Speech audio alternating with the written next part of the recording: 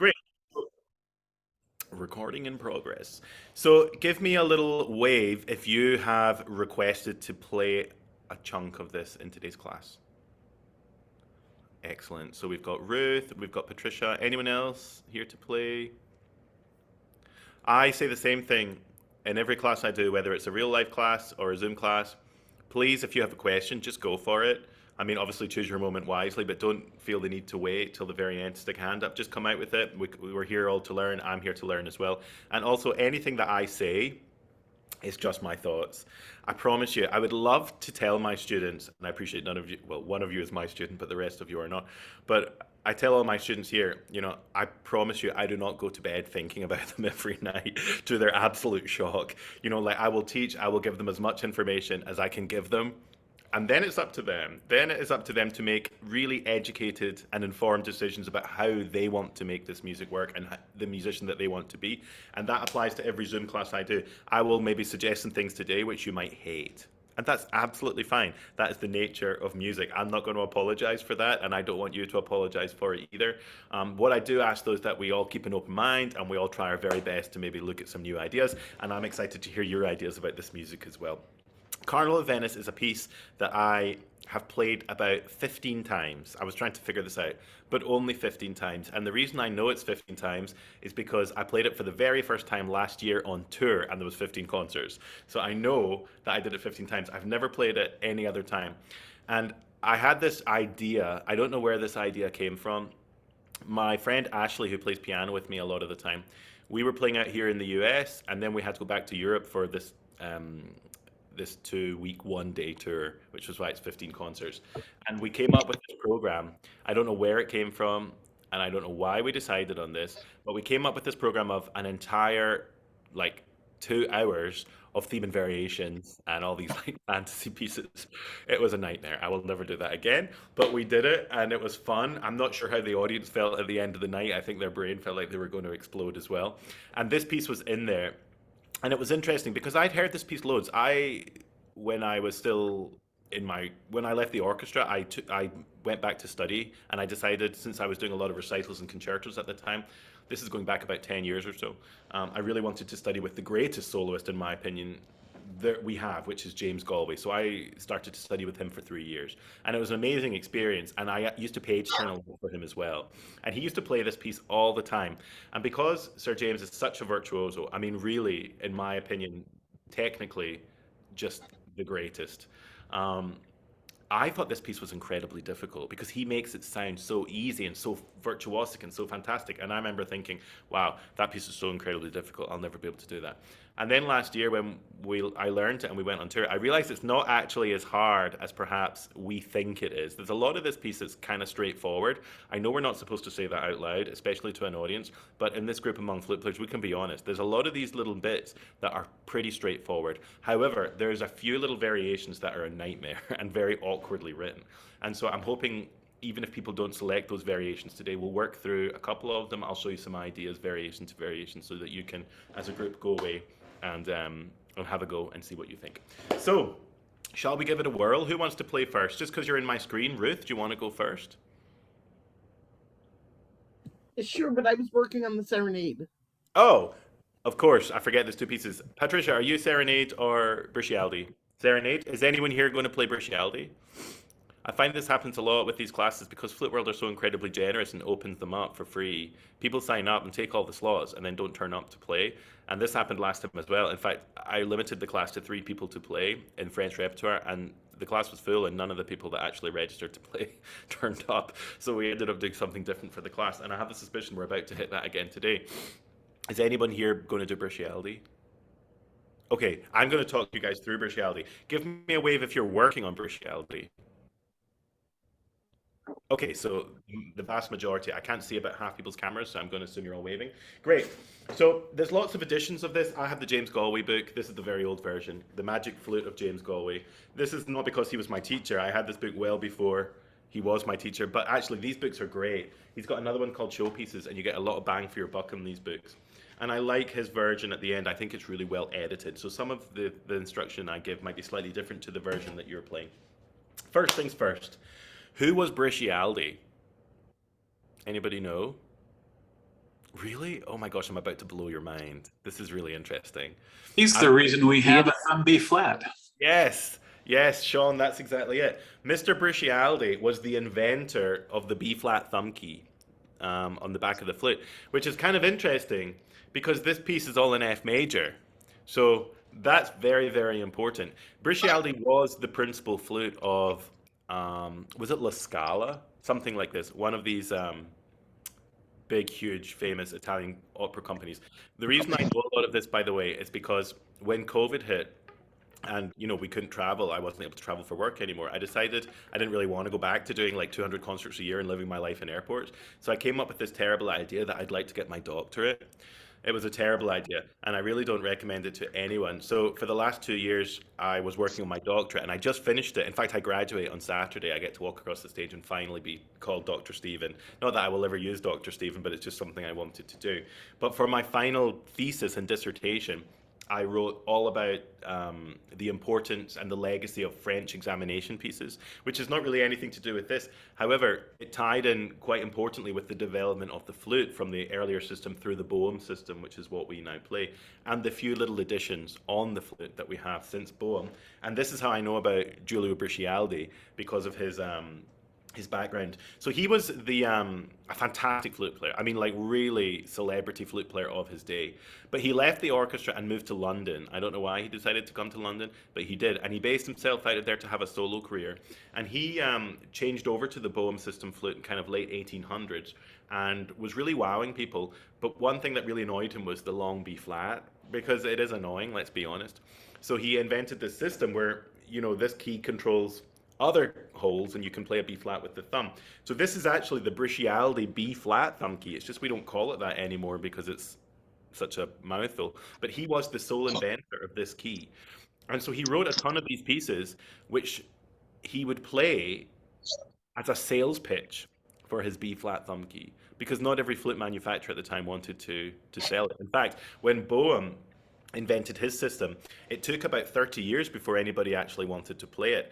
And the reason it tied in with French repertoire is because Mr. Godefroy, who was a big flute maker in Paris at the time, whose son-in-law, by the way, was a guy called Louis Lot. Some of you may know of Louis Lot, really, really well-known French old flutes. All my teachers, apart from Sir James, played Louis Lot flutes. And they're kind of like the Stradivarius of the flute world. Anyway, I'm going off on a massive tangent, but I really like talking about this stuff. Mr. Godefroy bought the patent from Boehm, but it was about 30 years after Boehm had invented it and tried to kind of make it work. Nobody really was interested because imagine being good at an instrument and then having to completely relearn a new instrument to keep your career going. Nobody wanted to do that, so it was quite a challenge for him. I mean, I'm glad they did it, but it was the same with Giulio Briccialdi. He came up with this amazing system, but everybody was used to now doing this. They had just changed 50 years earlier from the old system to the Boehm system, and now he was asking them to learn another new fingering. So it was quite challenging for him to sell this device, but eventually he did, and now it's pretty standard. So he would write all these pieces, which would be incredibly difficult to play without the use of the B flat thumb key. So that he said to everyone, "You're all crazy because if you don't have the B flat thumb key, you can't play these pieces." It was complete propaganda, and it was really manipulating everybody's emotions behind this music. But I mean, it's pretty clever and pretty cool. So that is why this piece is in the key of B flat, and that is why these variations are the way they are. Normally, if you think of playing a piece of music that's in B flat or in F major or something that uses a lot of B flats, there's going to be moments where you probably don't use the thumb because of other things that are going on. You might go to long fingering for certain moments. However, in this piece, that doesn't really happen. It's almost entirely playable on B flat thumb key. So we have to keep that in mind before we do anything, that this piece is a piece of propaganda. It's not written as the greatest piece of music in the world.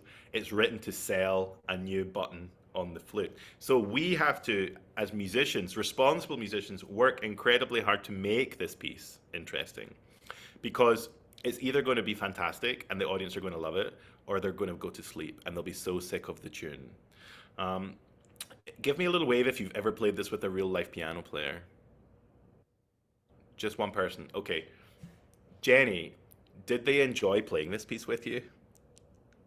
No, they did not. Neither do any of my colleagues. Piano players hate playing this piece. Have you ever looked at the piano part? It literally goes like this.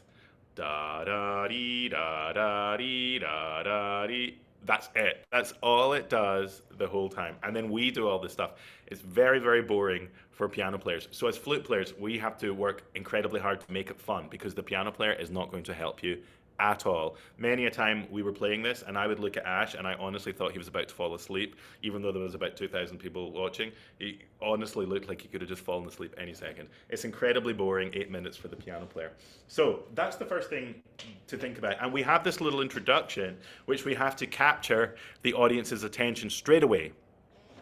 So don't play any of this with subtlety, is what I'm trying to say. Every little thing has to be bang in your face. Ham it up, make it cheesy, find everything. Does that make sense what I'm saying so far? Okay, I'm not going to say too much about the introduction. What I would say is a general rule in this piece for me is high notes quiet, low notes loud. If you can use that rule, everything kind of starts to make sense. And I'll show you some examples, even in the introduction. High notes quiet, low notes loud. So you know the little chromatic noodles just at the end of the introduction before it goes into the theme? I think this is a great example. The low note should always be louder than the top. So we don't want, we want,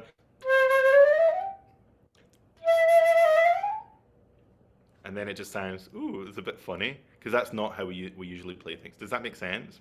I know on Zoom it's kind of hard to hear. Now this rule applies to everything. If we even go into variation one, in my version, Sir James has written that these little da-dee bloop are piano at the bottom.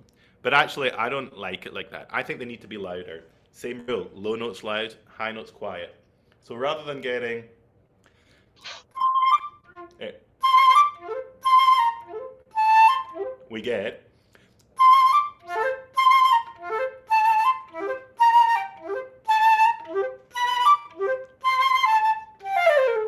same thing, high note quiet, low note loud. Does that make sense? Because it's going to sound so much more virtuosic, so much more virtuosic. So let's try it. Okay, everyone can keep themselves on mute. Has everyone got their flute there? Yeah, you can keep yourself on mute so no one's going to hear it. But you'll hear me noodling around. So I would be practicing things like this.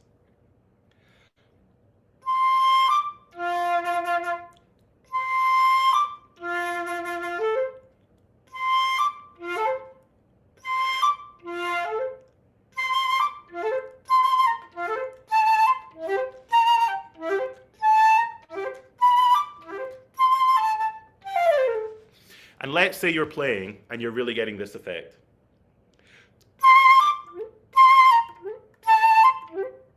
Well, we have to break it down and find the embouchure for the low notes.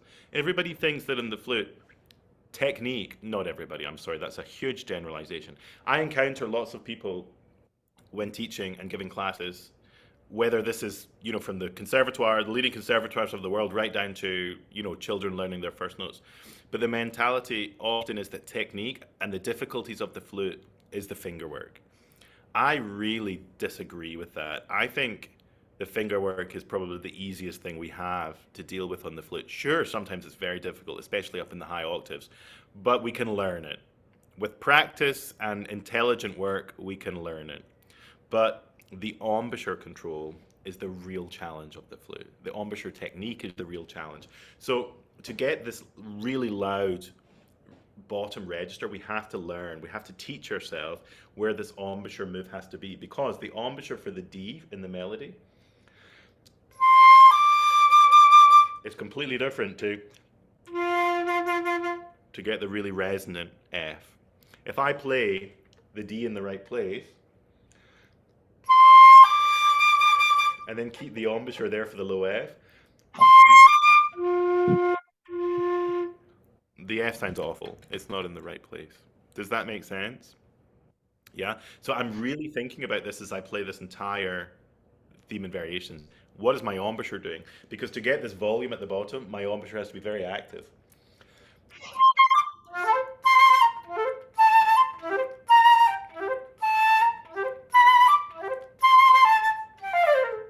Okay, so that is rule number one. High notes quiet, low notes loud.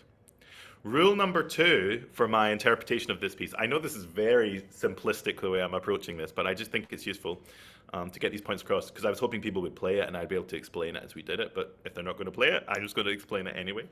My rule number two is all to do with accents and tenutos. This piece is full of them. I mean, in my edition, on the first page, the introduction, I can see one there in measure 13 on the G. And then in the theme, it's full of them, full of accents. And then later tenutos. If you go to the first variation, we change from that accent to that accent. And we have to think, well, why did Mr. Briccialdi do this? Why did he write, or perhaps as an editor, we don't know, but why did they come up with all these different varieties of accents and what do they mean? And I urge you to really think about that. For me, oh, there's people in the chat. Let me check these questions as I'm going. I should really do that. The orchestra version of Cookie on M3. Oh, thank you, Ruth. I've never played this with orchestra. I wonder if they hate it. I'm sure they do. A bit like Pachelbel's canon. I urge you to think of accents not always as an attack, but often as a lengthening of the note. And if I think of things like that, it really changes the interpretation. And again, we can use variation one as an example here. If I treat the accents as an attack, this is what it's going to sound like.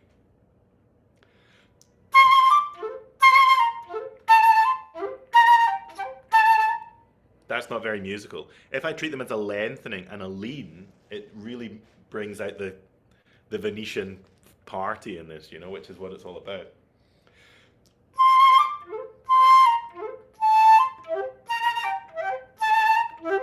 Do you hear the difference? I mean, there's lots of examples of that, lots and lots of examples. So I urge you all to have a think about that. What do these accents mean? Are they lengthening or are they attack? Now, I don't have variation numbers in my edition, but if you look at, for example, measure 67, everyone's favorite variation, the one that goes...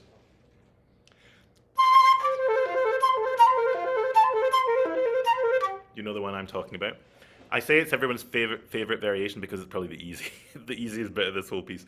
I mean, it sounds really, really difficult, but actually it's not so difficult. Every note, every melody note has an accent, has a little hat on it. Now, again, if we were to treat that literally as an accent, it doesn't make any sense. But if we treat it as a lengthening, we hear the melody.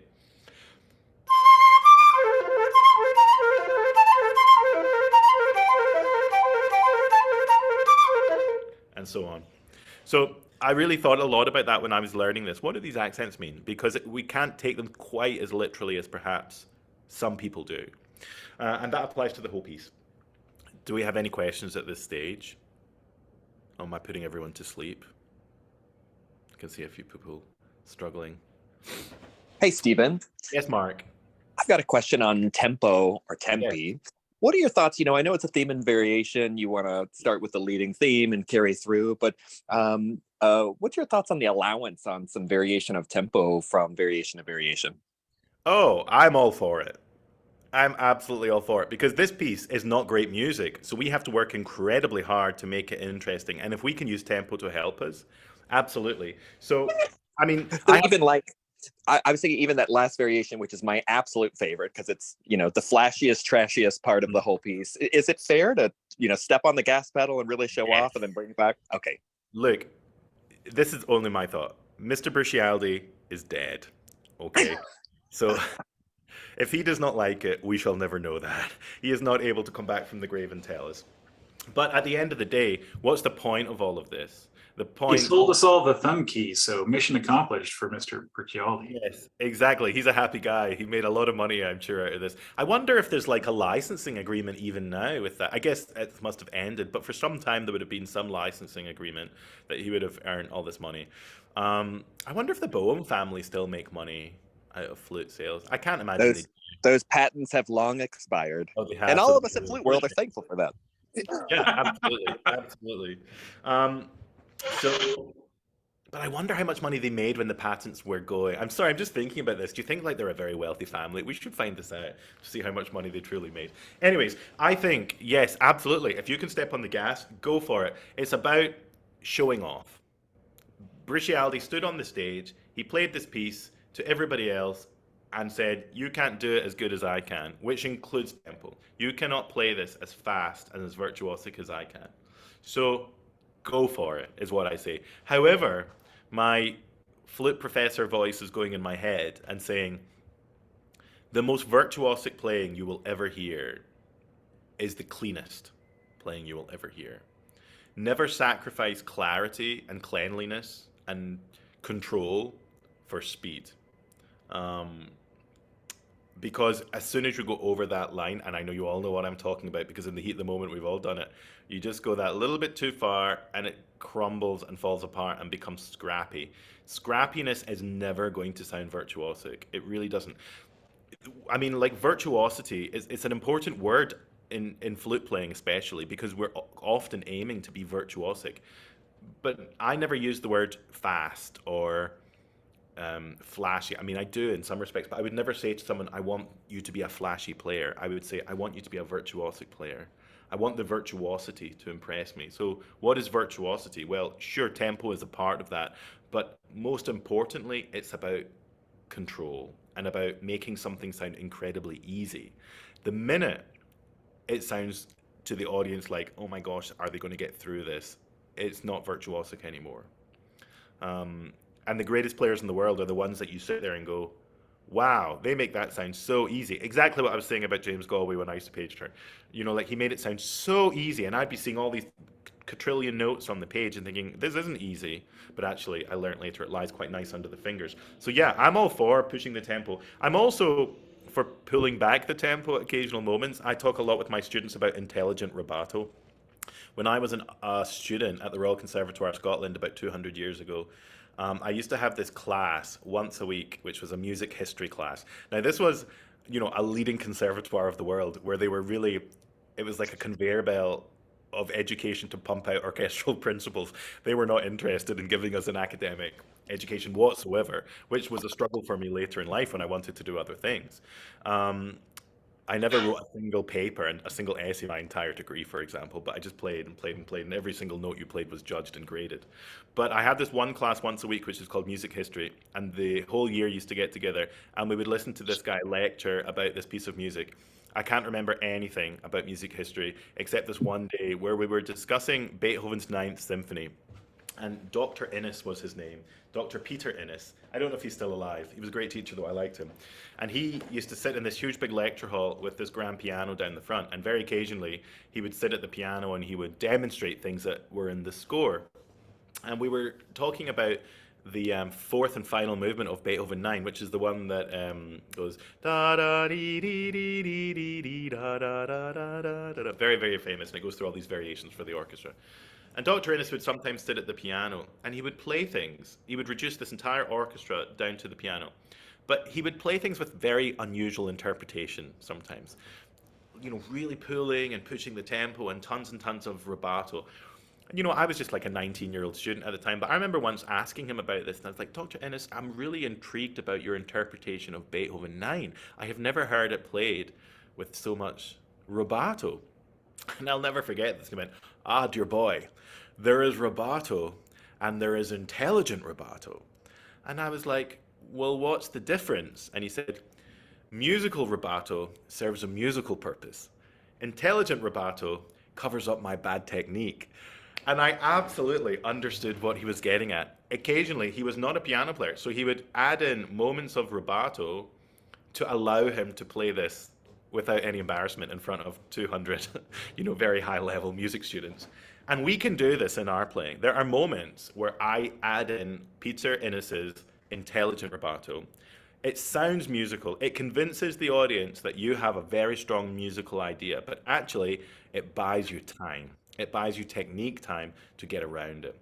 And there's a few variations here that absolutely you can do some intelligent rubato.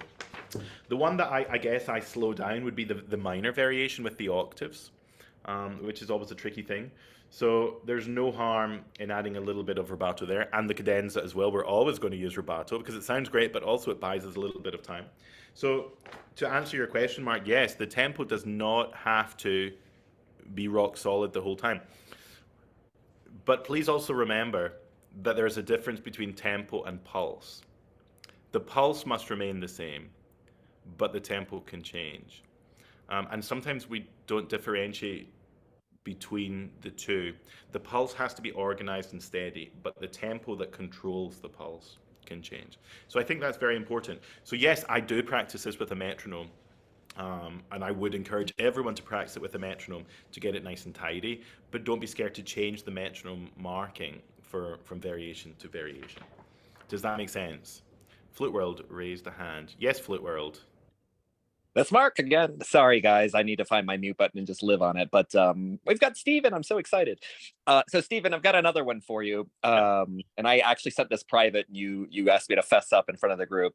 Yeah. Bless my heart. I really do try, especially that variation that you just played a moment ago, the step on the pedal variation. I've tried it 1,000 times to do it in one breath. I've tried to do it pianissimo. I can't do it in one breath. How do you breathe fast, take enough air without dropping the pulse, like you said, and continuing the momentum moving forward? Well, it's a really good question, and I have to think about how I answer it because it doesn't come to mind straight away. First of all, there are moments in music where we take big breaths and we survive long phrases, and there are other moments where we small breaths to survive small chunks. That's the more common option. I'm very much a player where I believe in lots and lots of small breaths because I don't want to sacrifice the quality of sound. And when you start to run out of air, we all know we sacrifice quality of sound. So if there's a moment to breathe, take a breath. Actually, I'd love to talk a little bit more about this. What I'd like to do very quickly, though, is play this variation. Not because I want to see if I can play it, because I want to see where I breathe. Now, I apologize for any wrong notes, but let me just play it through once to see what I actually do here, because I'm not sure off the top of my head. It's been a while. It's been a year since I played it.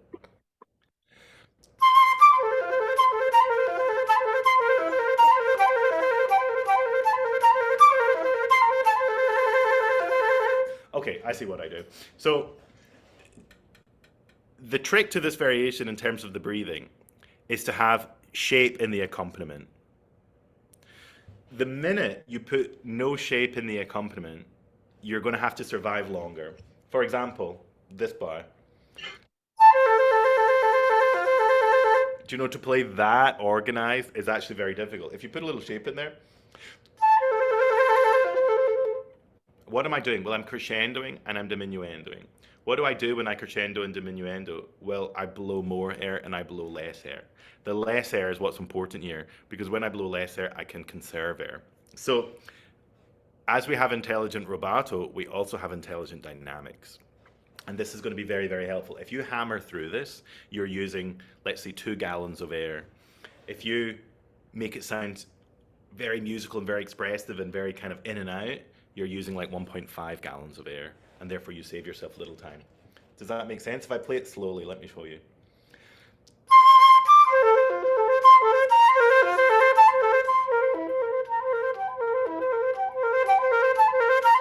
Do you hear it's going kind of in and out? I don't know how much you can hear on Zoom. And then if you put that fast,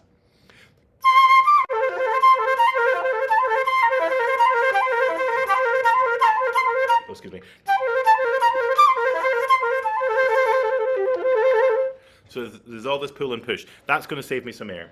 The other thing you have to do, of course, is in the little 8th note rest in measure 66 before the variation starts, you take in a huge amount of air. And it's something I would really practice. A great way to practice this in this piece actually would be going back to that first variation and taking way more breaths than you need.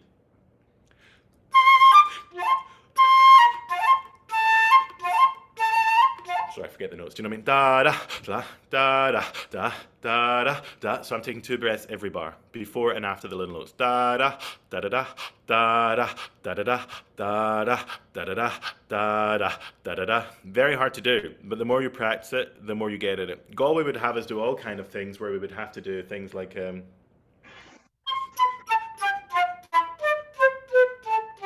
just to the point where you have so much air you're going to explode. Breath between every note. You have to get very, very, very quick at breathing, and there's no kind of shortcut to that. It's something you just have to practice.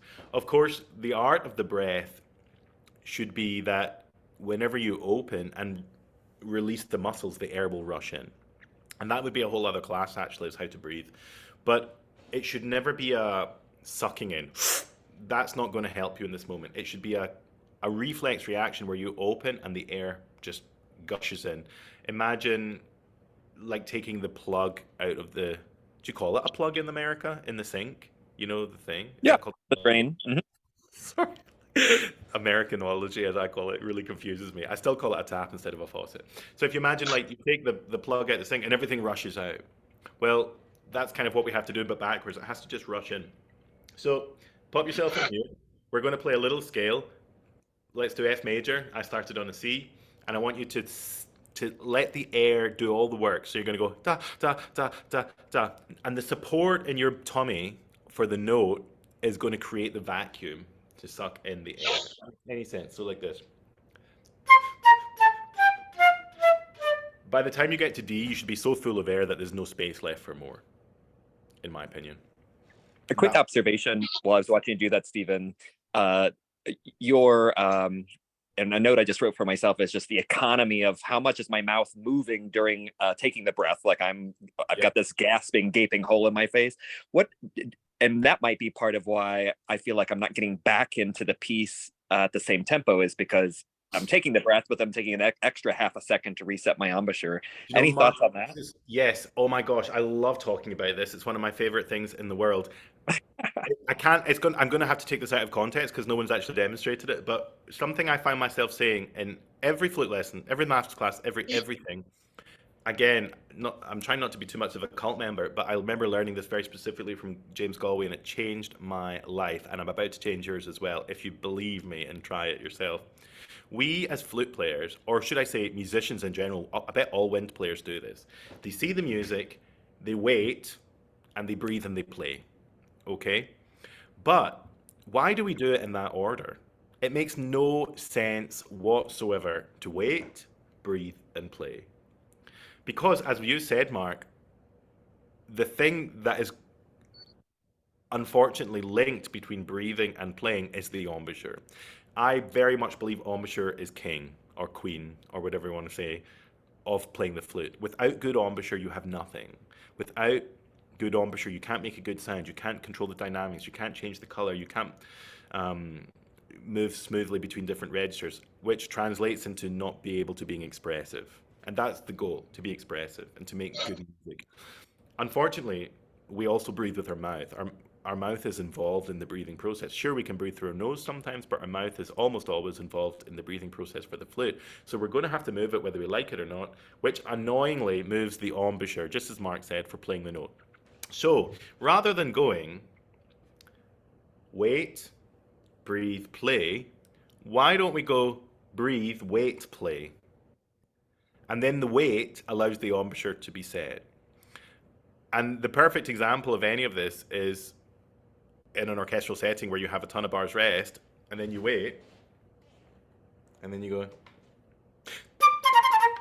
like you breathe a millisecond before, and then you're not really giving yourself the best chance of success with the embouchure. But why not breathe and hold?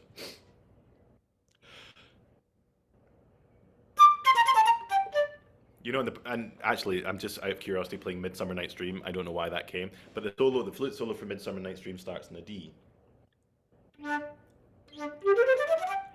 The low D is a very specific embouchure. We know that. All these low notes are specific. So if you're going to go, that's very difficult to get the embouchure. But if you go,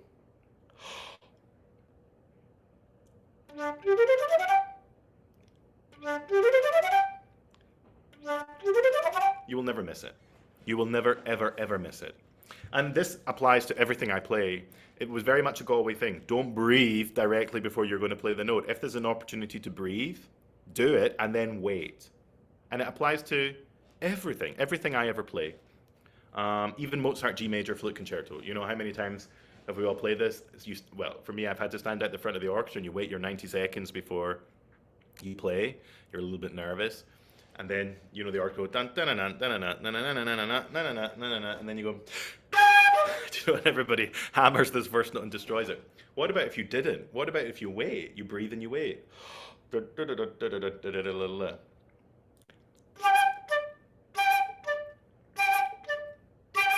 You'll never split. You'll always be in the right place. So for me, the breath comes before the wait.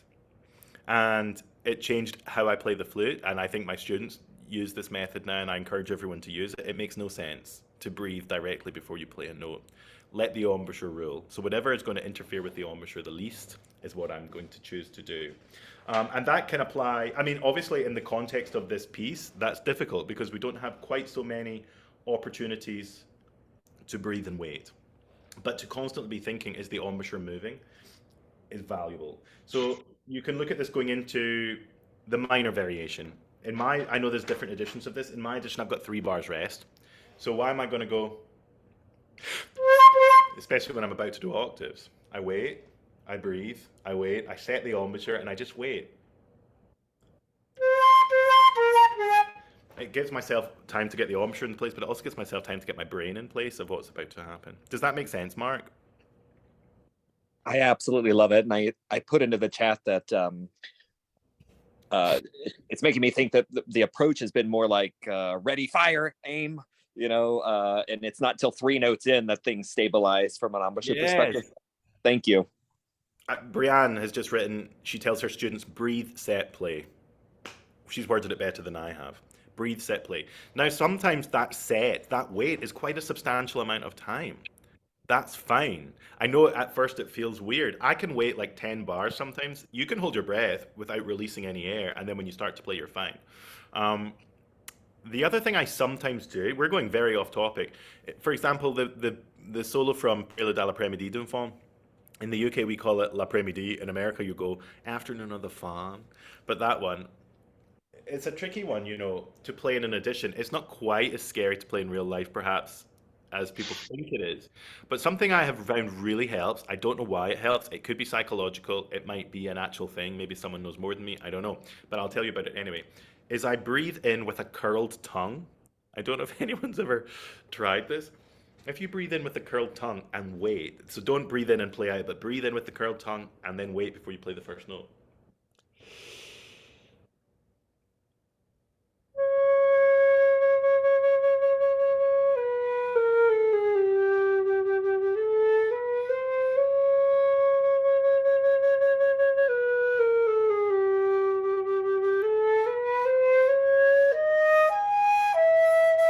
You'll last forever.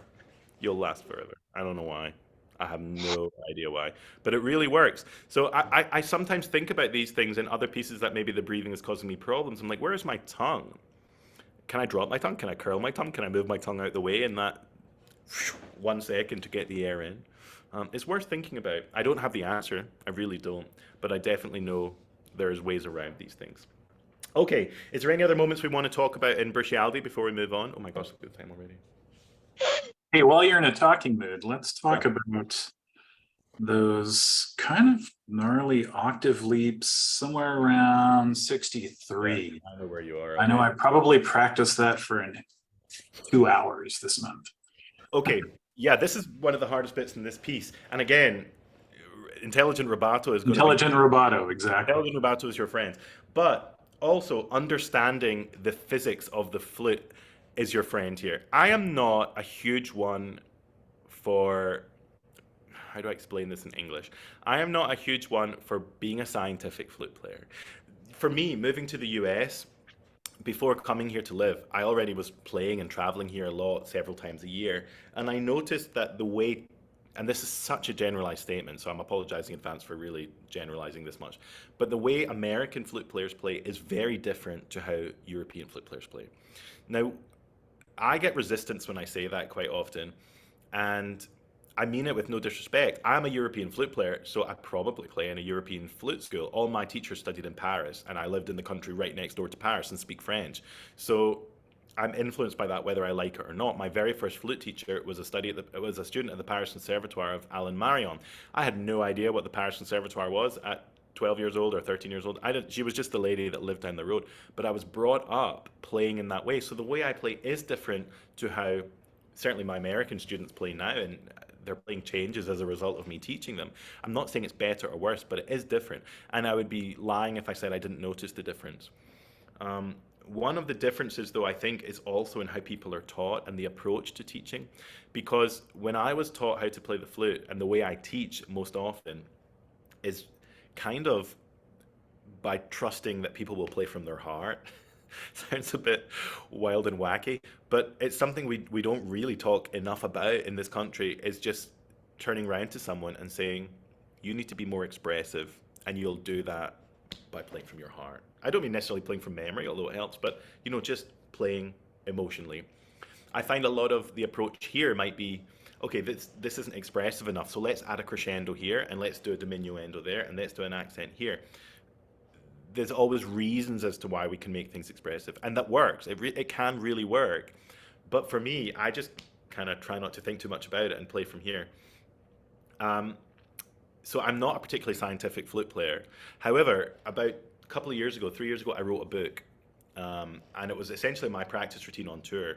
And my students had had a lot of these exercises for quite some time, and some of them were being quite successful with them. So I decided to write this book based on these exercises, kind of being convinced by them this is a good idea. And as I was writing the book, I really tried to explain my understanding of the technique of playing the flute. So it was the first time I'd really written this down, like the real science behind playing the flute. And one thing I really came across that was interesting was the air that we put into the flute. I'm trying to not give the answers away, but let me ask you this. Let's say, Sean, I'm coming to you since you asked the question, and please don't worry if you get it right or wrong. It's just the point that I want to ask the question. If I ask you to play louder on the flute, what are you going to do? What are you actually going to do? What am I actually going to do is put more air into the tube. Bingo. That's perfectly correct. The quantity of air that you put into the flute will control the volume of sound. Let's say I say to you, Sean, I want you to play an octave higher. Well, that's air pressure. Is it though? What is air pressure? Sorry, that sounds very, very patronizing. I don't mean it patronizing. Oh, someone's just quoted. I don't know if you're quoting my book, but I think you are quoting my book. Volume controls volume. That's how I remember that. And speed controls pitch. So you're absolutely right. It is pressure because it's almost compulsory. Air speed is what you're talking about. Exactly. Pressure is kind of a mix to me of speed and volume. But you're absolutely right. I know you're perfectly right. I'm just being pedantic. But speed of air controls pitch, and quantity of air controls volume. There's no escaping that. We can argue back and forward about that as much as you want, but it's a fact. It's not me making that up. That is absolute scientific physics of how this works. So in this particular passage, we're moving up one octave only. Okay. So what's happening to the air? John, we're coming back to you. Okay. So, I have to find a way to articulate the notes at a lower airspeed so that I get the bottom octave. You're right, but you're far more intelligent than I am. I can tell already by your answer. In the most simple terms, when you play an octave, what has to happen to the air? Oh, has to go faster. Yep. How much faster? Good question. There's an answer. It's exactly double. If you put this on that thing, it's exactly double the speed. We'll give you one octave.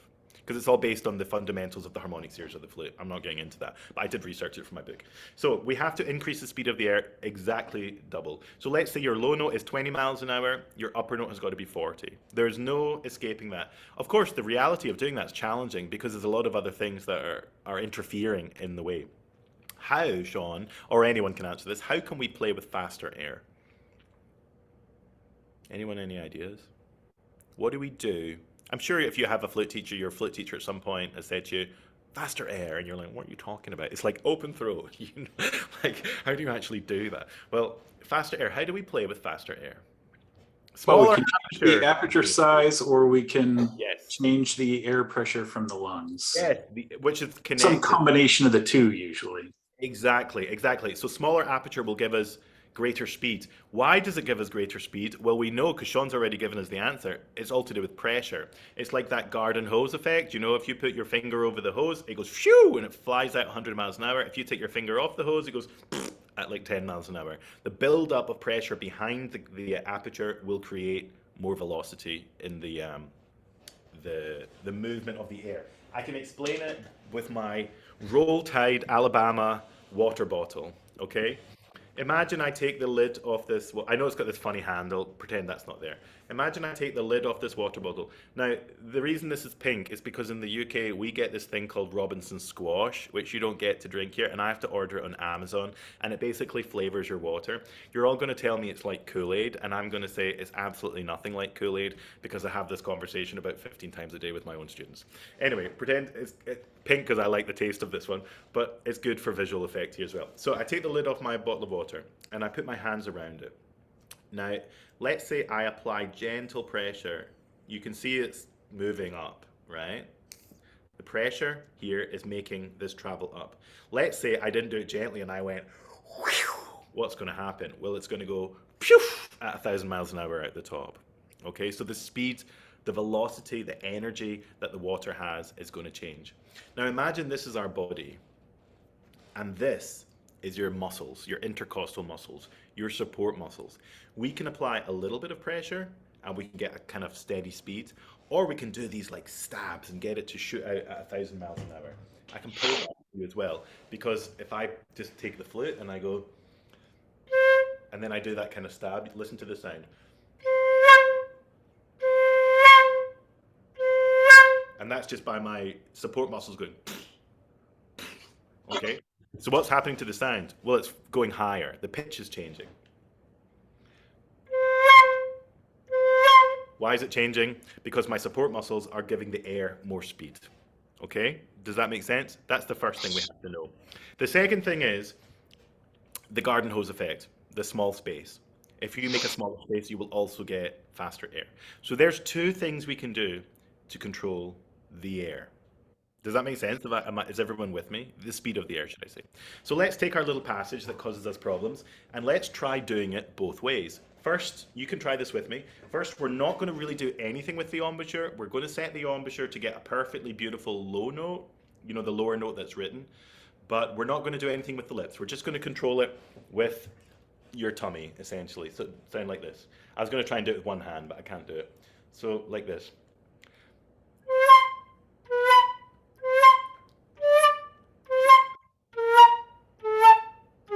Sorry, the reason my D didn't work is because I forgot to take my right hand off. Let me do it again.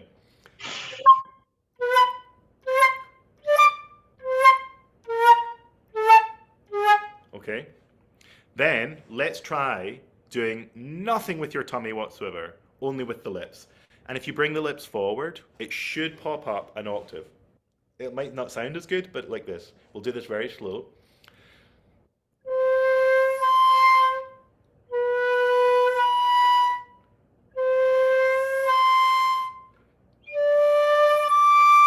Okay, so you can all try that. Once you've got complete control of that, you can then start doing both at the same time. Now, I'd recommend doing this with a rhythm at first, maybe long at the bottom, short at the top, so something like this.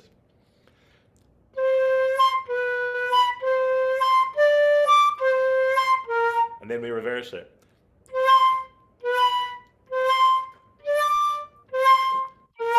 And then we try and do it as written, just the first beat.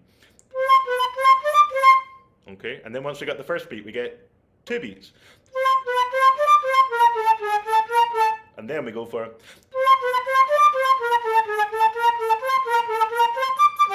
And I'm doing it with a combination of lips and tummy, if that makes sense. To rely just on the lips isn't probably going to work great, and to rely just on the support isn't probably going to work great either. There's a combination that can work there. Does that make any sense and answer your question, Sean? That was great. Thanks. But until we understand what's going on with moments like that, I think sometimes we're just like clutching at straws in the dark. I don't know if I've just made that expression up entirely, but do you know what I mean? Like, we're kind of just trying to make things work. We're kind of closing our eyes and hoping for the best. And actually, often these really difficult moments, that's the worst thing we can do. Sure, sometimes we do close our eyes and hope for the best, but I don't want to be that player. I want to really know what's going on. I have this little exercise. Well, that's not a trick that I run into very often in rep, this octave leap thing from this variation. So yeah, breaking it out and converting EJ1 into just doing octave leaps along your own exercise. I actually, when I was auditioning for undergrad, it took me 3 attempts to get into music college. We're going so off topic here. What's my time?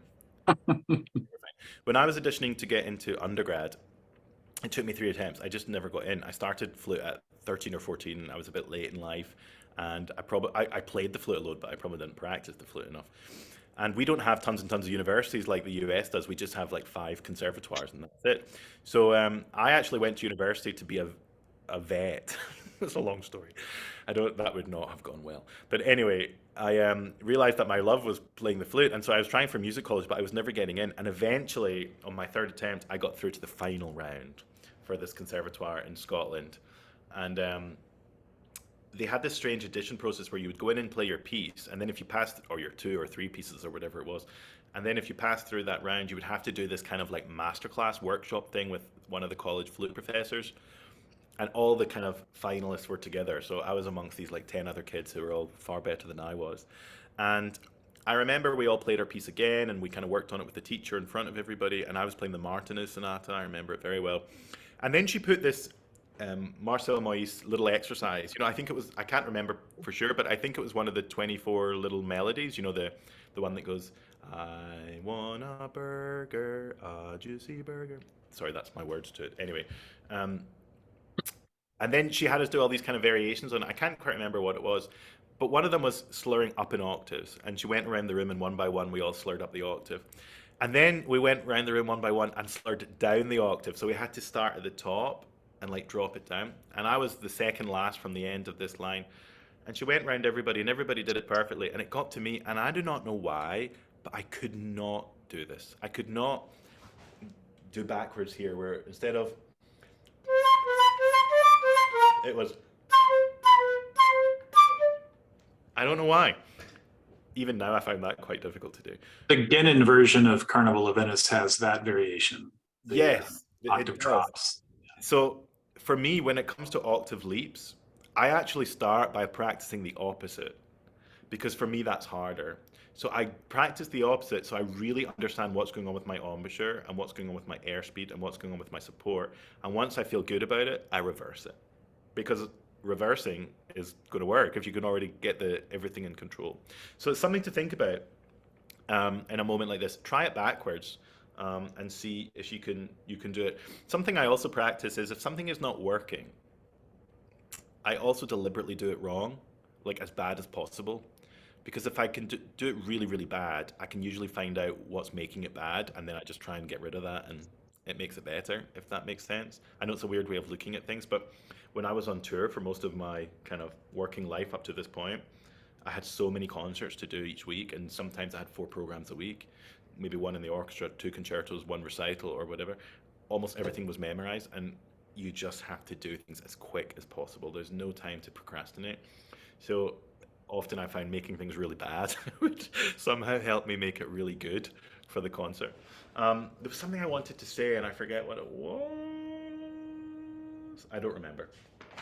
We got about 10 minutes or so. I don't mind running a little bit over. Does anyone want to play the Haydn, Patricia, or who was it, Ruth? Do you want to do a little bit of it? No? Yeah? Sure. Someone can unmute themselves and go for it. Sure. Want me to start at the beginning? Yeah, absolutely. I have to ask you about your embouchure plate. What's going on with that? My flute head joint. I love this head joint so much. This is going to take up the whole 10 minutes if I tell you this. That would be cool. I've got so many questions in the chat about my flute. Sorry, I'm just seeing it here. That looks like Drellinger. Is that Drellinger? It is a Drellinger. Now, I'll tell you the story about this. I am a Yamaha artist, so Oh, okay. this has caused a bit of trouble for me.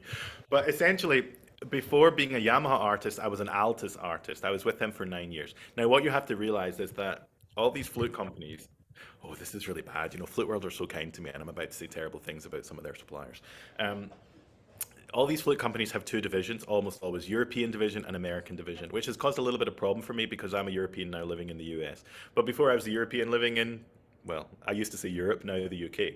So I was always a European artist. Anyway, in 27, well, first of all, I got this Altus flute.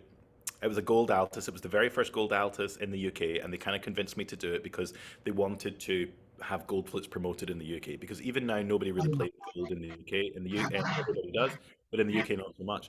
So I was playing at the Slovenian convention, many years ago. This is like, I was still in the orchestra at the time, so I think 2008 or 2009 or something. And they approached me and said, we'd love to have you on this flute. What do you think? And I liked it. I'd already been speaking to them about a flute anyway. So they gave me this unbelievable deal on this gold flute. Like, you would have a heart attack if I told you how little I paid for this flute.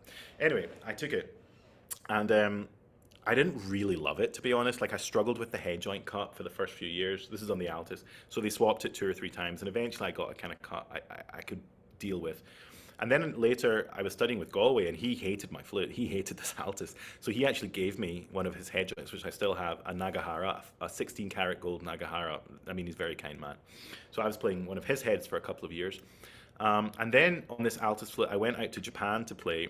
And in Japan, it's not like here in the US or anywhere else where there's only a couple of flute shops in the country. Like, every city in Japan has a major flute store, and they're all like gold flutes, like crazy. So there's a company called Dolce Music, which is apparently like the biggest gold flute distributor in the world. So I was going around their stores giving masterclasses and recitals, and on the last day of this little tour, they locked up the doors, and I said to them, I'd love to try some flutes. I've been doing all these classes and concerts for the last week, but I'd love to try some flutes. I haven't had a chance. And they were like, oh, sure. And they brought me out all these flutes, and everything was an American brand. It was like Brandon Cooper, Powell, Haynes. They had no Japanese flutes at all, because people in Japan don't play Japanese flutes. People in Japan play American flutes. It's only people in America that play Japanese flutes, which really annoyed me, because I wanted to play Japanese flutes in Japan. Anyway, so I said this to them, and they had this one head joint, which was a gold Yamaha head joint. And someone had obviously ordered this flute, and then they brought in like 3 or 4 head joints, and nobody had bought it. This is a very long-winded story to tell you how I ended up with this head joint. Anyway, they brought this Yamaha gold head joint out, and I had never tried a handmade Yamaha anything before it. And they were selling it really cheap. I paid $1,200 for this 14-karat gold head joint because it's just excess stock. So I wasn't sure. It didn't even fit my flute properly at the time, but I bought it, and I was like, if I don't like it, one of my students will use it. Anyway, I had it then fitted to my altus, and I loved this head joint. It really was a game changer for me. So I started to play full time on this Yamaha head joint on this altus body. And I did that for about 2 years. And then I was going around these various flute festivals, and I had met Yamaha a few times and said, I love this head joint. This is so cool. It was a Type A head joint. I still have it. And they said, you should try the body. You should try a body. So they would give me like an 18-karat flute and a 14-karat flute and a 9-karat flute. They were really schmoozing me. So that was fine. And then I went to play the NFA at 2017. This is when it was in Minneapolis. And I was doing the gala concert on the Saturday night. And I was sharing it with Denis Buryakov and Michel Bellevon. So it was the 3 of us playing this concert. So I was a little bit nervous about having to play with these kind of real legends of the flute. And when I was there, all these flute companies have parties. They all have these like parties for their artists. And I was only there for like a day because I was flying in from Copenhagen where I was playing, and then I was doing this concert in Minneapolis, and then I was flying to Chicago for another concert. And I went up to the altus people at the booth and said, hey, my name's Stephen. I'm playing in the gala concert tonight. I'm an altus artist. I haven't had a ticket to the party. And they went, yeah, you're a European artist. You can't come to our party. And they were really mean about it. This is the short version of the story. And at that point, I was like, okay, I'm no longer going to play altus. It was literally that simple. If you can't even invite me to your party, why am I advertising your flute that I don't like? So I put my altus flute up for sale, and I tried everything under the sun. And I always kept coming back to this Yamaha. And every flute company under the sun was courting me, I have to confess. Like, there was one particular flute company who had great flutes. I can't tell you the name of them, but it rhymes with jowl. And they even flew me to Paris to like shut down their facility in Paris to try all these flutes. Like, I was really lucky. This was at the time of my life where, I was playing full time and kind of people maybe knew who I was, not now where I'm in my golden retirement, as I call it. But I had a lot of offers from a lot of companies, and the one company which was not interested in doing a deal with me was Yamaha, which was really annoying because I loved this flute. Anyway, a year and a half later, I had hounded Yamaha so much that eventually they agreed to go into an artist relationship with me. So they gave me this flute to play, which is a 14-karat Yamaha. And I have to say, I love it. I love this flute. I love everything about it. It's changed the way I sound. And I love them as people. They are fantastically kind to me. They look after other artists in ways that people will never realize that goes on, both financially and emotionally and everything. I really adore them. Anyway, a friend of mine in Norway, he's a great flute player, Eric. Some of you may know Eric Sandvik, excellent flute player. He is even more of a flute geek than I was, and he bought a Drellinger head joint and was going on and on and on about this head joint. I would never play Drellinger, and I'll be really honest, because Sandy Drellinger, who's no longer alive, I did not like him. He was not a nice guy as far as I was concerned. So whenever I had to deal with him, I found him difficult and rude, and I just didn't want to play his head joint. So Eric was playing these head joints, but Sandy Drellinger sadly died from COVID. And I said to Eric, I'm not going to, I don't want to try it because I don't like him. And Eric's like, well, he's no longer here. You should try. So anyway, then I went to play this recital at the Florida Flute Festival, and this is when COVID was going on, so you couldn't pry all the head joints. And I saw this Drellinger, this one, and it's really beat up, and it's got this really weird, ugly, cutaway lip plate. And I was talking to, I think it was at Flute World, I can't remember to be honest, and I said, hey, my friend has one of these. He goes on and on about it, but you couldn't try it. And at the time, I had this wood Manca head joint, which I wanted to sell, that I never played. And I was like, you know what, let's trade. So I literally gave them the wood Manca head joint, and they gave me the Strellinger. I couldn't try it. Popped it on my flute, and it didn't fit, of course, because it's a silver head joint on a gold body. So my friend Dave Purtle, who owns Gemeinhart Flutes, I was having a drink with him one day, and he literally got his tools and fitted this thing. And I have never stopped playing it, and I absolutely adore this head joint. And actually, the tour that I was telling you about, where we played Carnival of Venice, I had just got it. And so every night I was switching between 3 head joints. I was playing some on Jimmy's Nagahara, some on my Yamaha, and then some on this. And Ashley, who plays piano, one day we were in the car driving to a concert, and he went, for God's sake, if you just don't stick to one head joint, that is it. And he got really angry about this. So I said, okay, I'm going to play this head joint for 1 month. And I did, and I love it. I love it. But what I love most about it is how ugly it is. It's like the ugliest head joint in the history of the planet. And I just love the fact that, having been an artist for 2 major flute companies with like the most beautiful flutes in the world, and my altus was all engraved and gold keys, I now play a flute that's like a Frankenstein flute. It's so ugly, and it just brings me such joy. So that's my head joint. I love talking about it, actually. And Yamaha, of course, are not happy, but it's very obviously not a Yamaha head joint. But I still play a Yamaha body and a Yamaha piccolo and a Yamaha alto, and I absolutely love everything Yamaha do for me. So thank you, but I do love this head joint. The thing is with Drellinger is, because he is no longer around, they're very hard to get hold of. I desperately want to find a gold model of this. He did make some, only in 9 carat, but I can't find one. Flute Center had one in the other week. Oh, forget I'm in a class with Flute World. I'm so sorry. Anyway, another flute dealer did have one in the other week, and I saw it on Facebook, and I called them up, and it was gone within the hour. It was not there anymore. So, Mark, if any Drellingers come in, please tell me. But I'm only interested in the Max model. This is called the Max. I did try a Drellinger in gold of a different cut, but I didn't like it as much. It's a very, very niche cut. I like flutes essentially that are made for children. You know what I mean? Like, you can hold it out the window, and if you drive your car above 30 miles an hour, it will play itself. That's kind of the head joint I like. And that for me is very much a Drellinger. I used to play these very, very resistant head joints when I was in the orchestra, because you can, and orchestra players hate me for saying this, you can get away with murder in an orchestra sometimes in terms of the clarity of sound because of the distance between you and the audience. When I left the orchestra and I had to do recitals and concertos and things, and I was standing so much closer to audiences than ever before, I noticed in recordings and things my sound wasn't as clean as I wanted it to be, so I really had to work at it. And for me, one of the ways I did it was by getting a head joint that was less resistant, so that I could put more air into the flute to get greater volume without it being fuzzy and unclean. So I love the Drellinger heads. They are very much a niche market. Like, some people hate them. I think they're amazingly cool, and they're just kind of quirky. Bought one in the 90s and paired it with my Yamaha body and played that thing for 30 years. It's a great combo. I also have a Celestine Rexnator in here. Some of you may know about the Celestine Rexnator. I read a lot on Flute Forum about this, and people are like, it's a gimmick, which I find deeply offensive because I designed it with the guy. It's not a gimmick. It's really not a gimmick. I just don't get involved in the argument, which is why I don't comment on Flute Forum very often, but I'm reading it, My friend Roberto came up to me in 2017 NFA, same one, and said, do you want to try this thing? And I was like, no, definitely not. And he said, I can put it back. So he took my Corcat and put this Rexnator in. And the difference was just like, I was like, whoa, it was like a new flute. So I never took it out. And I remember playing that recital that night with Dennis. And he said to me, have you got a new flute? And I was like, no, I just took the Corcat and put the Rexnator in. Since then, Roberto and I became good friends. And I did a lot of his prototype testing, and now he has a new model. In fact, this is actually not a model you can even buy. This is a gold Rexinator, which he made to see if it made a difference, and it doesn't. The gold makes no difference whatsoever, but the number of rings on it does. So this is he does.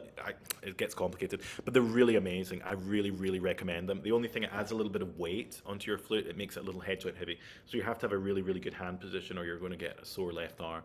But I'm kind of one for doing what works and what makes sense. You know, all this argument about Le Freak, for example, I just think people have too much time on their hands. If it works for you and you like it and it makes you happy, do it. If it doesn't make you happy and you don't like it, don't do it. That's where the argument needs to end, as far as I'm concerned. You know, all this like back and forward and calling people names and telling people they're stupid. It's nuts. I actually tried a Le Freak. Another flute store, when I was living in the UK, asked me to make a video of it for them, and I went into the store. You can find this video. It was Just Flutes in London, and we did an interesting thing where before I played a single note that day, they put a Le Freak here and a Le Freak on the foot joint, and then I warmed up for about 20 minutes, and then we filmed me playing for about an hour, playing some orchestral excerpts, some things, some studies, some pieces, and then we all went for lunch, and then we came back and they took it off, and I did the same thing again. And I didn't feel any difference whatsoever. But see, when you hear the videos, the difference is massive. Massive. It sounds so much better with the Le Freak on. So I was blown away by this, and I bought one. And then I went away and played it. And I went to China. The next day I was going to China, and I was there for 1 month playing about 30 concerts. And for the first 15 or 16, I had the Le Freak on. And then I was playing Mozart D major, and I remember thinking, I'm really struggling to make my sound ring and change color. Like, it sounds loud and projected, but that's about it. So I took the Le Freak off, and I felt much happier.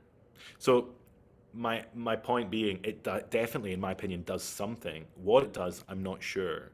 And whether it's a good thing or a bad thing is really up to you and the instrument you play and the way you play. Some of my students play them, some of them do not. Some of my students play Yamaha, some of them do not. Some of my students, no, all of my students have a Rexinator, because you can't possibly put a Rexinator in and not think it's better. I mean, it literally takes the most absorbent material on the planet out of your flute and puts something in that is not absorbent. I mean, it doesn't take a genius to figure out that that's going to make improvements. I make no money from recommending any product. You will never see a Stephen Clark 2023 code or any of that stuff. I don't do it. I get asked, I kid you not, once a week to do something like that from all kinds of weird flute companies. I'll never do it. Purely being my heroes don't do that, and I want to be like them. You'll never see James Galway or Emmanuel Pahoud say, you know, Pahoud 2023 gives you 10% discount. They don't do that. So I'm not going to do that either. But if it's a product I really like and really recommend, I will talk about it and I will support the company for that. And sure, I get a discount on my flute. And I did not pay for my Rexinator, but I did pay for my Drellinger head. I paid full price for this Drellinger head. I traded in a head joint against it. So I'm sorry, we never actually got any chance to play that. We can go on another 10 minutes if everybody wants to. Or Mark, we can call it a day. I know you have a lot of classes going on today. We should probably actually wrap up so that we can get started for the next one. But Stephen, holy cow, like, I think all of us, everyone's smiling and shaking their head. We could listen to you talk all day long. You're such a flute geek, and that's why we love you. I'm a flute geek. And you know, when I was a kid, people used to laugh about me being a flute geek and kind of make me feel bad about it. And now I work in a world surrounded by flute geeks, and it's the best thing. Never, ever let anyone joke at your expense for you being passionate and enthusiastic about something. You know, if everyone was just half-heartedly interested in everything in their life, what a terrible place the world would be. So I love the fact that we can all get together and just geek out on music and flutes and talk about stuff. And as well, get a monthly hour with Stephen Clark, just flute geek. That'll drive you all nuts. I promise you'll all be asking for your money back within about 2 months. But, you know, the same applies to practice. There are many ways to do this. And there are many people who will judge you. There's no point in us pretending that even as an amateur player, you won't be judged. You will be. You absolutely will be judged, because it's the nature of what we do. The answer is, do you care? You know, like, do you really care what someone else thinks? If you're having the best time and you're making music with your friends and playing an instrument that you have a passion for, that's all that matters. You will never keep everybody happy, so why bother trying, you know? Nice to meet you guys. Matthew will be back next time with a probably more organized and structured and educational session of Solo of the Month. And I will be back with my Prep Your Rep. I think next time for my class, I have not confirmed this with Flute World, I would love at some point to do something on Tafnel and Gobert, a way to approach it to make it digestible and manageable on a daily or weekly basis. But we may also do something else. I'd also like to do a class on Syrinx at some point. I have lots of ideas. So I don't know what our next Prep Your Rep will be next month, but I'd love to see you guys there. They're always free. Just don't sign up to play and then not turn up, because this drives me nuts. But I really appreciate, I'm preaching to the choir here about that because you're all here.